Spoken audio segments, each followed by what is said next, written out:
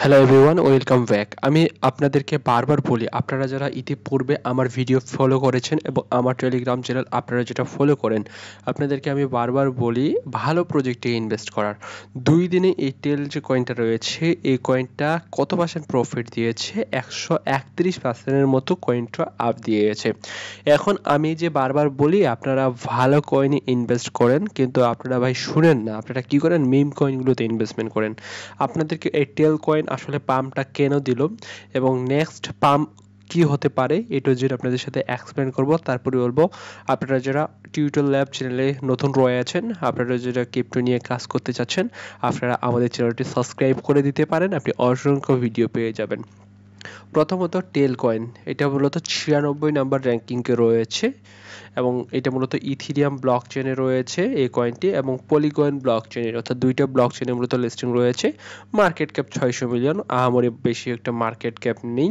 তার টিম কিন্তু কন্টিনিউয়াসলি কাজ করে যাচ্ছে, কেননা টেল কয়েন কিন্তু ভাই কন্টিনিউয়াসলি কাজ করে যাচ্ছে বলেই কিন্তু আজকের যে পাম্প, এই পাম্পটা কিন্তু আমরা দেখতে পেরেছি।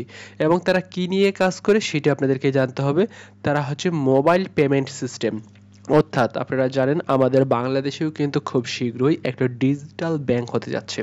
ঠিক টেল কয়েন তারা ডিজিটাল ব্যাংক দিচ্ছে, বুঝতে পেরেছেন? সেটা হচ্ছে কোথায়? যুক্তরাষ্ট্রে তারা ডিজিটাল ব্যাংক দিচ্ছে।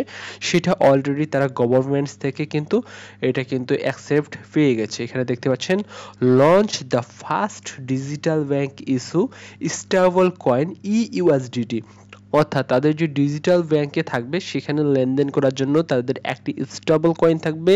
সেই স্টেবল কয়েনটার নাম হচ্ছে ইউএসডিটি। আই হোপ আপনাদেরকে বুঝাইতে পেরেছি যে টেল কয়েন আসলে কি জন্য পাম্প দিয়েছে। এবং তারা কিন্তু সাথে সাথে কত মিলিয়ন ডলার ফান্ডিং পেয়েছে? 25 মিলিয়ন ডলার তারা কিন্তু ফান্ডিং পেয়েছে তাদের যে ডিজিটাল ব্যাংক সেটা কিন্তু দেওয়ার জন্য। আপনাদেরকে বারবার বলি, যে সকল কয়েনগুলোর ইউজ কেস রয়েছে আসলেই তারা মার্কেটে কাজ করতেছে, সে সকল কয়েনে ইনভেস্ট করার। টেল কয়েন ঠিক এরকমই। যখন দেখবেন তাদের ব্যাংকটা ফাইনালি লঞ্চ করে ফেলবে, তখন কিন্তু আবার দেখবেন যে 50-60% কিন্তু এই কয়েনটা পাম্প দিয়ে দেবে। এখন আপনি কিভাবে এন্ট্রি নিতে পারেন সেটা নিয়ে এখন কথা বলবো।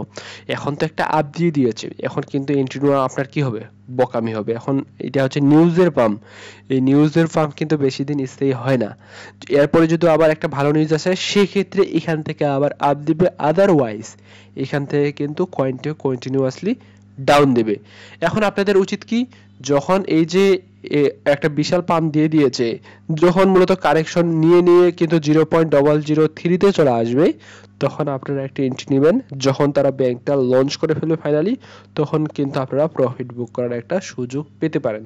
তবে must be DCA method use করে আপনারা এন্ট্রি নেবেন। কেউ বকামি করে একবারে সম্পূর্ণ ফান্ড দিয়ে এন্ট্রি নেবেন না, সেক্ষেত্রে আপনার ডলারটা ভাই, এটা প্রপার ইনভেস্টমেন্ট সিস্টেম না।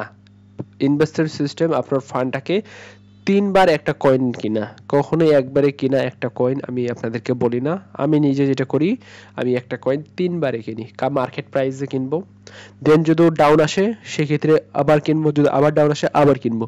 সেক্ষেত্রে যদি মার্কেট প্রাইস থেকে যদি আর ডাউনে না আসে, আমি যেটা কিনেছি ভাই সেটা দিয়ে আমি প্রফিট করে বের হয়ে যাই। আমার নিজের যেটা স্টাডিজ। আই হোপ আপনাদেরকে বোঝাতে পেরেছি। আল্লাহ হাফেজ।